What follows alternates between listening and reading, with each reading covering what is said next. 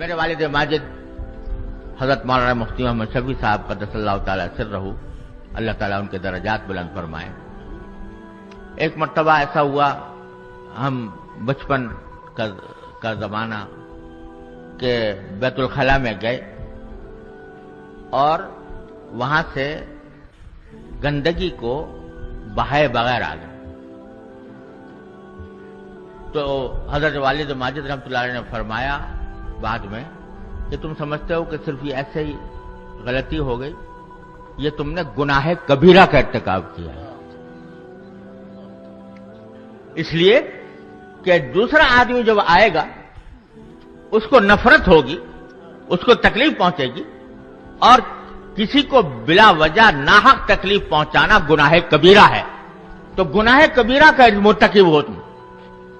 اس وقت احساس ہوا کہ دیکھو دین ہمارا وہ ان باتوں کی طرف ہمارا دھیان نہیں جاتا کہ ہم یہ گناہ کبیرہ کا ارتکاب کر رہے ہیں، لیکن کر رہے ہیں.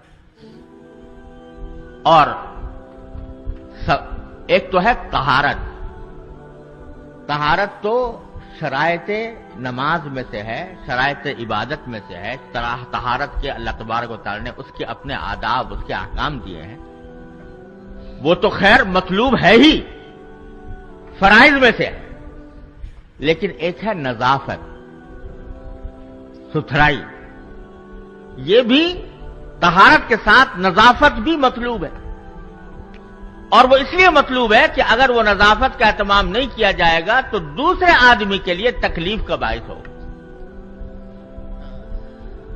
اس کا نتیجہ یہ ہے کہ چونکہ یہ بات ہمارے معاشرت کے حصے میں اس درجے میں داخل نہیں ہوئی، اس کا نتیجہ یہ ہے کہ بعض اوقات ہم لوگ دوسروں کے لیے باعث نفرت بن جاتے ہیں.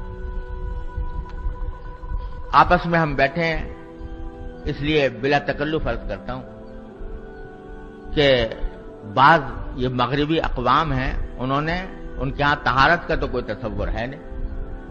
اندر سے دیکھو تو گندے ہی گندے، اس واسطے کہ طہارت جب نہیں تو گندگی ہے. لیکن نظافت کا اہتمام انہوں نے کیا. اس نظافت کا اہتمام کرنے کا نتیجہ یہ ہے کہ ان کے غسل خانوں میں اگر جاؤ، جو عام غسل خانے ہیں بازاروں میں بنے ہوئے، جن کے اندر جو عام لوگوں کے استعمال کے ہیں، وہاں جا کر دیکھو تو آپ کو پانی کی ایک بوند بھی فرش پر پڑی ہوئی نہیں ملے گی. صاف ستھرے ہوں گے.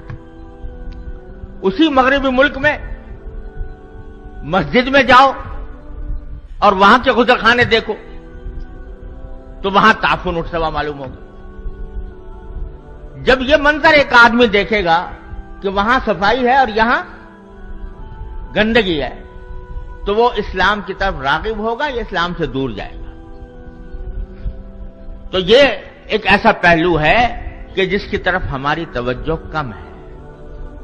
بہت سی جگہوں پر الحمدللہ ہے، لیکن اکثر بہت سی جگہوں پر نہیں. جب موازنہ کیا جائے عام جگہوں کا اور ان جگہوں سے جہاں پر کہ دین کے مراکز ہیں، جو دین کی تعلیم و تربیت دے رہے ہیں، تو وہاں پر جا کر اگر یہ گندگی نظر آئے گی، صفائی نہیں ہوگی، نظافت نہیں ہوگی، تو وہ ہم اسلام اور مسلمانوں کا غلط تصور دنیا کے سامنے پیش کریں گے. اس کی طرف توجہ کی ضرورت ہے.